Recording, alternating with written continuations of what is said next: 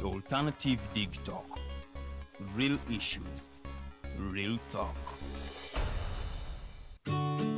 Hey Teddy, have you noticed how little attention science and health issues get in the media? Totally, Edgar, yet science information is very important. Yeah, for sure. That's why the Health Journalists Network is here. How can they help? They are a group of journalists dedicated to advancing public understanding of healthcare issues through impactful reporting on health and science. Oh, really? Yes, they meet up every month with scientists and researchers, policymakers, and activists at the science media cafes. They then relay what they discuss to the public. Does that benefit us? Oh yes, very much so. This helps with health and science literacy for a healthy Ugandan society. Okay. I love getting informed about science and health issues. Health information makes all the difference between life and death. I'll look them up and engage them. That's great. They are based all over the country. Oh, okay. That's interesting, and they should be making real impact. They are empowering health communities through journalism. Journalists can save lives just like doctors. Hi, Rogers. Can I ask you something? Shoot. What does corruption mean? Well, summarily, corruption is abuse of public power for personal gain or for the benefit of a group to which one owes allegiance. For example, when a public office is abused by an official accepting or soliciting a bribe. By the way, private people can be corrupt too, like bribing police officers to escape fines. Okay. So exactly how does that concern me? Well, do you pay taxes? I guess, yeah. What does that have to do with this? Everything. Because those taxes you pay are supposed to facilitate services you use, like water, electricity, roads construction, medicines in hospitals, name it. Okay, that is much bigger than I thought. But it can be stopped, right? Well, yes it can, although it may not be as easy as it sounds. And here is the reason why. Corruption roots are grounded in our country's social, political, economic, bureaucratic traditions and policies. So, what has kept it going this long? I mean, why don't we stop it? Well, the main reason why it has been here for so long is because institutions are weak, either as a result of poorly defined ethical standards of public service, weak administrative and financial systems, or ineffective watchdog agencies. What can we do to stop it? At a national level, we must focus on strengthening the independence and effectiveness of public institutions that fight corruption. At a personal level, we must commit to never giving a bribe. I promise I'll never give a bribe. Well, that's a great decision you have made. Me and you now have to spread this message to all our friends. If we all do our part, corruption will be no more. This message is brought to you by Alternative Digital.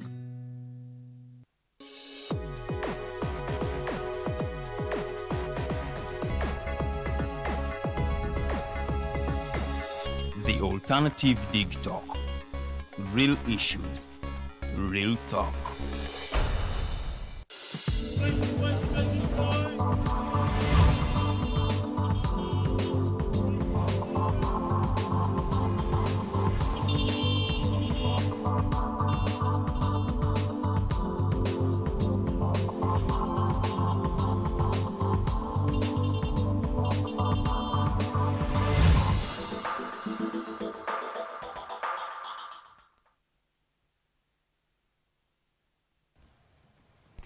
Good morning, everyone. It is Farida Bikovid, and I am here for the Mighty Drive. For the next 1.5 hours, I'll be taking you with Marcelo Casada. We are going to be discussing politics and the youth engagement and all this circus that is going on. This political season seems a little cold. It isn't as vibrant as we used to see the politics in Uganda, even as compared to the 2021 campaigns. When you compare this political climate, it is more quiet. And then one wonders, what is happening? What is not happening? What is not being done that needs to be done? Okulaba nti ate political climate eneberamu vibe, eberamu energy, abantu okusiminga as if they are awake to the realities of their country. But as that being said, the politicians are vying for votes in different parts of the country.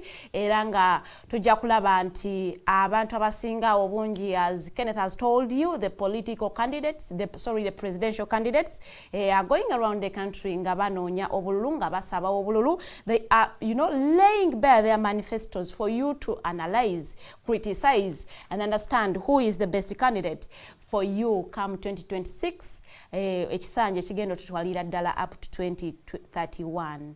That is 5 years down the road. That means as you walk out of your house to go and cast that vote, just know you are giving your power to that person for the next 5 years. So you need to understand, who are you voting and what are you voting for? Are these manifestos for you, for the people of Uganda, for the country, or these manifestos have been made for those presidential candidates themselves? The reason why I ask you to really analyze those manifestos, as people come to you to vie for votes, to ask for your support, ask them questions. Very, very important, such that when you go out to vote, you know who you're voting for and what they are going to do for you. Stop asking politicians okubazimbira ama boreholes, amarwaliro, because those are not their roles. Bwobango oyina presidential candidate oba oyina omuntu yenna ali mu kujja nga ayagala okubakiikirira nga ali mu promisinga ze ngenda kubazimbira amakubo, I am just giving you a tip. You disqualify them. They do not know their roles as leaders. So bwabanga candidate wo MP wo ajja okusaba akalulu nga bwakugamba nga bwagenda okubazimbira amalwaliro, bagenda bazimbira amakubo, nga bwagenda okubazimbira boreholes, I'm giving you a tip. Don't vote for them. They have not yet understood their roles as members of parliament or as leaders of communities, so they do not deserve to be leaders. You allow them to take another chance at learning and understanding the roles of leaders in those particular positions for you to vote them for the next period. Njagala okubanga ate mpisa muko mu ba presidents abali mukubanga banoonya obululu, ne messages ze bali mukuwa abantu, tusobola okubanga ate tutambulira wamu ddala. It is a Monday, enaku z'omwezi ziri 27 omwezi tuli mu October omwaka tuli mu 2025. I hope you guys had a very wonderful night. If you didn't, tusaba Omukama Katonda asobole okubanga ate kunyiganyiga ekiro kitambulire ddala bulungi. I want to implore you, abantu abakyali ewaka, please, you leave your homes, leave the comfort of your homes and go and find something to do. Genda ononye ekintu ekiyinza okuwa akasente, ekintu ekiyinza okubeezaawo. Go start something if you have the capacity. If you do not, go and seek for something to do. There is no job that is going to come and knock at your door at home. Nga gunonya ngamba munange ndi wane twagala omuntu omukozi. You go out and find what to do. So I implore you, go out there and find something to do. I also caution you abaina emilimu not to leave your job okutambulira ku campaign trails ezaba candidates, because this is just a season. It is not a lifetime thing that you are going to be doing for the rest of your life. So if this season ends nga waleka omulimu gwo, what will happen with the high rates of unemployment in the country? Emilimu tegiriwo. If you have that job, please and please stick to it. Support your candidate from your job. If it is financial, you can give him the money. If it is the morale, you can do that. If it is online, please do that. But please don't leave your jobs to go and okutambula neba candidates ko campaign trails. Last week twalabanga ba MPs ba nominatingibwa, owo wabate ya nominatingibwa. It is very absurd. Abamu kubo bavayo ne bagamba nti ba candidates babwe okugeza ng'ekibiina kya NUP kyavayo ne kigamba nti ba candidates babamu batisibwa abamu ne ba abductingibwa era nga yensonga yabaviirako kubanga ate tebanominatingibwa. Case in point is ya omukyala ow'Ebukede yali yesimbyewo ku kifo kyekimu n'omukyala speaker wa parliament Anita Anet Amongo. No teyanominatingibwa era nga kyagambibwa nti omukyala ono yabuzibwawo era nga bano nga baaleginga nti speaker wa parliament akiyinamu omukono. Unfortunately, this lady came out yesterday nga asambajja ebyo byonna ebyayogerwa ekibiina kye era nga agamba nti they were not right. They were not true because ye ng'omuntu took a personal decision okulaba nga ate nominating because of family pressure era nagamba nti omukyalo oyo Annette Among amuyinako oluganda, so the family didn't find it befitting okulaba nti ate omukyalo navaayo okucontestinga against the speaker, so it is the reason she didn't contest. Otherwise agamba nti ebyekibiina ky'okugamba nti nno ate Annette Among yavaayo n'amuwamba n'amulemesa okunominatinga okubanga avuganya ku kifo ekyo kyali kya bulimba era nga si kituufu. Era ndowooza wano nno wetugambira nti bannange ebigambo nga tetunnabyogera nnyo, tusooke tukole background check tunoonyereze, naye ate era we caution the candidate okubanga yasalawo okwebuzaabuza without communicating to the party okyaleetera party okwashominga otherwise, but byonna byonna ebyagenda maaso eno political season nze njagala okubategeeza nti anything can happen, so omuntu asobola okubanga ya buying off because we are going to see a lot of buy-offs era ng'ezimu zaabeererawo ddala. You see that the people you expected to nominate didn't nominate.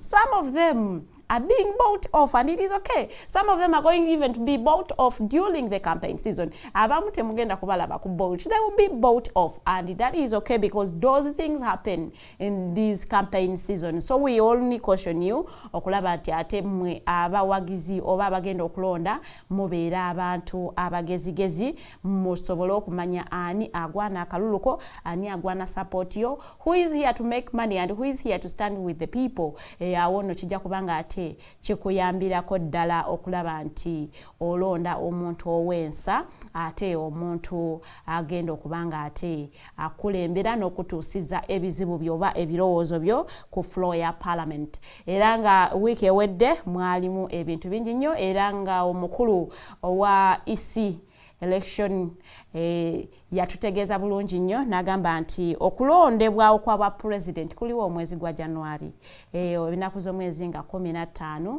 tugenda kubanga tukasitinga obululu bwaffe oba tugenda kubanga tulonda omukulembeze agenda okubanga atukulembera for the next 5 years eggwanga Uganda. Era nga mu Africa ensi nnyingi nnyo ziri mu kubeera nga zeetegekera akalulu, zimu zaakavuddemu ezimu zikalimu. Case in point is Cameroon bakava mu kalulu wanene ennaku z'omwezi nga 12 October. We are waiting for results to see ate munnange ani aswearinga in and who is not going to swear in, but omukulu Pobia ateeberezebwa kubanga ate yawangula akalulu kano yadde nga waliwo ate okwekalakasa kuyitirivu nnyo okuva ku side ya opposition nga basiting a lot of violence and injustices mu kalulu akawedde.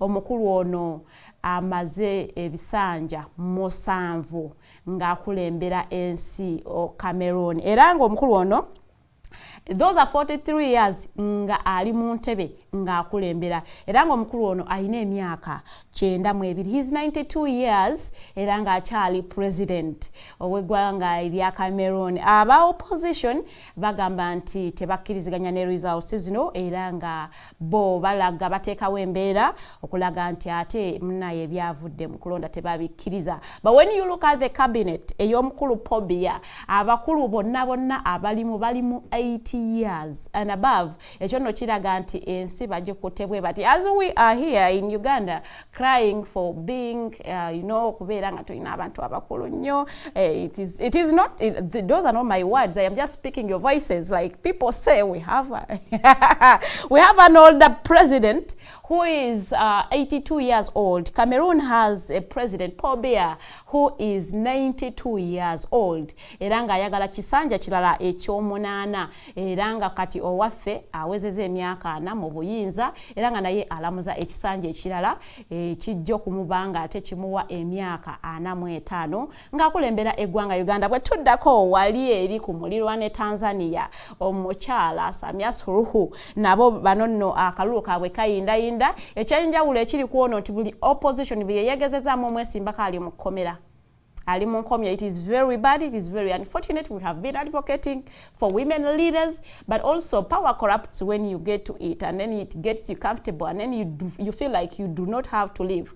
Ngate toli mu ntebe eno. Omukyalo ono asibye abantu bonna. abagala contesting against her era nga tusuubira nti yandijjanga omuntu wali oppose this the way we are seeing the Anita Amongs the Tayebu was coming up as an opposed n'omukyala Samia Suluhu munnange buli agala okumwesimbako. She has become someone who is a woman dictator. It is not a good word to describe a woman leader, but anyways ali mu kuvuga abatanzania mu ngeri etali nnungi. She's murdering every Tanzanian. It isn't as good. Yadde nga bano bavuddeyo with campaigns online. They are promising to go on the streets on the day of Friday of this week. Era nga bano bagamba nti ku Lwokutaano luno bagenda kubanga ate beeyiwa ku makubo nga bawakanya ebikolwa eby'omukyala Samia Suluhu. But when we look at the history of politics of Africa, we all know Tanzanians are the most, humble people. They don't demonstrate. They don't just come out and make noise. They are really humble that someone can, step on them and go. But when they come out to say they are demonstrating, it means, it has, crossed the line. Campaigns that were protests online are growing in numbers. It is attracting attention of the public and the international community. Eranga bagamba nti Olwokutaano Chigwa on Friday, they are going on the streets to demonstrate ate efuga bi eryomukyala ono Samia Suluhu. It seems she's taking notes from some president here in Africa, and she might be a good student because she's actually moving those notes properly. You can guess the president. I am not going to say the name, but yeah, she's taking the notes very seriously and she's applying them in the country, which we say it isn't as good for a president to act in such a way, because we all know the history of Tanzanian politics, and she is actually drifting away from the history that has been set, and that isn't a good precedent to be set by a woman leader. So we condemn everything that's going on in Tanzania, and we hope the Tanzanians take the right step okulaba nga ate mukomyawo ensi yamwe kumulamwa. I will come back here ewaffe because nawo si birungi as we cry for our neighbors. Newaffe wano ebintu si birungi nakamu. As an organization, we lost a board member. That was unfortunate last week. The reason why you didn't see us broadcast most of the shows, we were mourning. We are still mourning, but work has to go on. We only pray for the deceased soul to rest in peace, but also to also caution abantu baboda to be very, very serious on the road. Those are lives you carrying. So you caution your border guy. Tell them if they're doing something wrong. Call out to them, because if you keep quiet, it is your life. So we do not want to be losing a lot of people that we know. This year hasn't been good to us as the organization. We lost Professor Kanyehamba. We have lost a board member. It isn't as good. So what we have to do is to caution everyone abali mkutambulira borders to be very cautious. Okulaba nti ate you use your voice. Kozesa eddoboozi lyo mukama yalikuwa.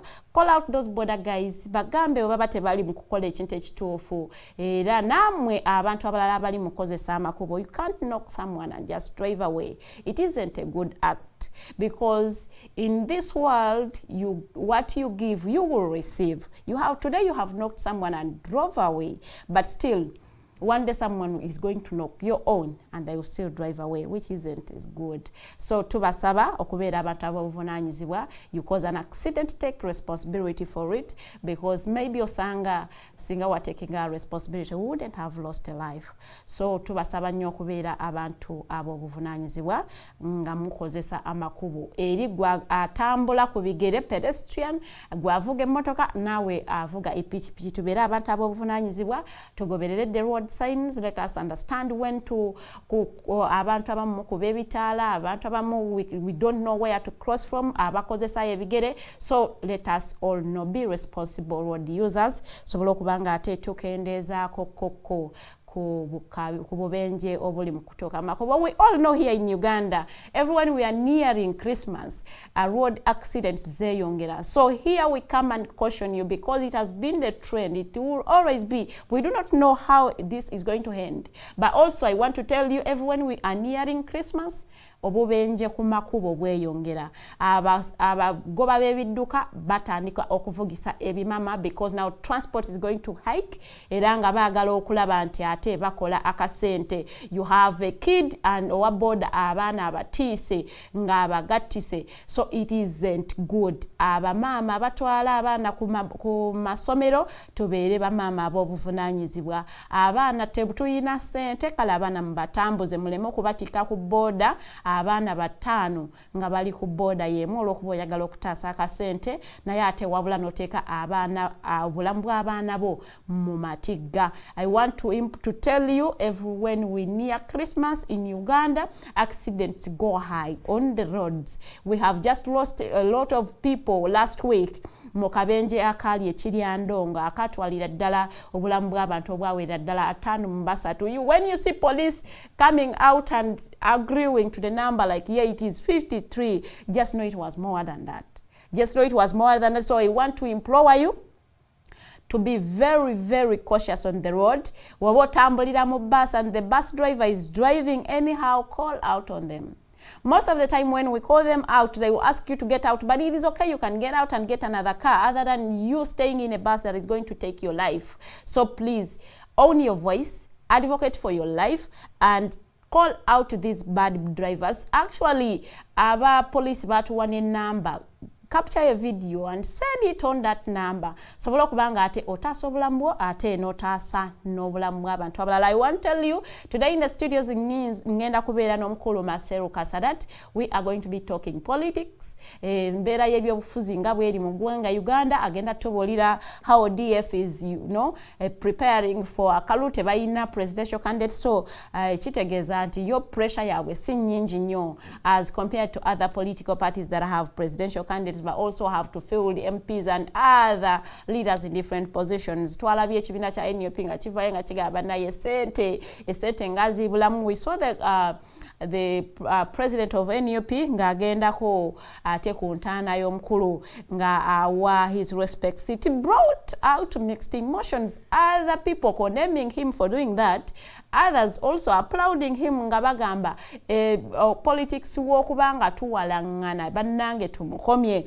It is kind of it was an act that people saw like, it is bringing unity, while others think it wasn't called for. It is politics of sympathy, and they call it out and say that is an act of amateur politics, which I wouldn't want to say like that, because we saw other leaders going there and paying tribute. So we wouldn't want to call out Kyagulanyi Ssentamu and terming it as amateur politics, but well, as political commentators are all going to have their own opinions on such acts, but for me, is some kind of action that is kind of bridging the gap between the Acholis and the Bagandas, and that kind of grudge that has been there for a long time. It is now the right time to kind of bring unity. Ugandan straight agokubanga ate twegatta, other than okubeeranga tutambuza politics okubanga tweyawula. So as for me, it is an act. It was a good act to kind of go there and pay tribute. Yaddenga abantu abamu balabira ddala nti tekyabadde kintu kirungi nnyo. Omugenyi wange aneegaseeko era nga agenda kubanga ababuuzaako tugenda tandikirawo the political